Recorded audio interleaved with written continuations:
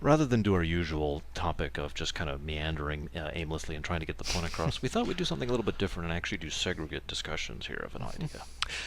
Now, it is, of course, we are talking about our own given opinion. We're not trying to, push any particular agenda. We're not trying to convince you of anything.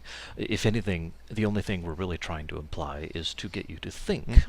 Now, the idea we're talking about today is actually continuity. Now, those of you who don't actually know what we're talking about, just to summarize in brief, string continuity. Now, we've actually talked about this before. Yeah, we have. Now, here's the real thing. That for this particular experiment that we're doing right now, we figured this would be a good thing to revisit given the general brevity with which we can do this. I will be talking about how I believe continuity is a net negative, and I will be talking about how I think it's a net positive. Now, My bad. to make this absolutely clear, when I'm talking about continuity, like I said, it's when everything is contiguous, one overall story arc, things matter from one episode or one book to the next or whatever, that kind of a thing. You know what I'm talking about.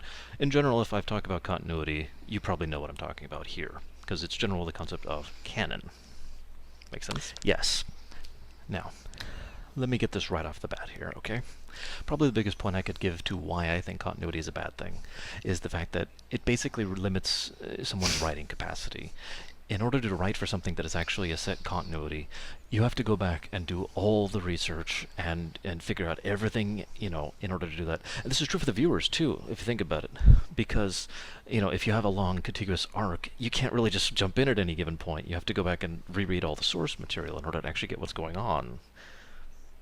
The second point is the fact that it's extremely limiting to the writer because the writer has to do that exact same thing, except more so because they have to actually keep to all that continuity to make sure they don't step in on any toes with regards to the story. While that's true, it's interesting you bring that up because, first of all, the biggest thing I could say about, why I think continuity is a good thing in writing is because it makes consequences matter. That's actually probably the biggest point right there.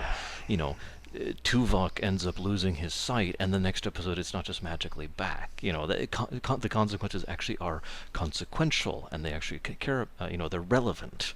You understand where I'm going with this? Yes. And yeah, it is funny you mention that though, because I always felt that kind of thing could still be done without actually having to use string continuity. Just my opinion. I guess I could see that point.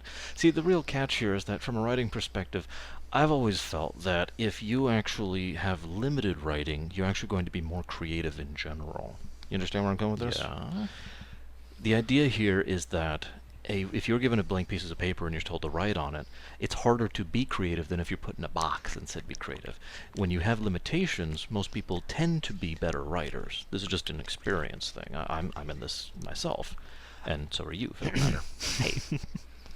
So, yeah, don't deny it. All right. I won't deny it. And I'll even agree with you.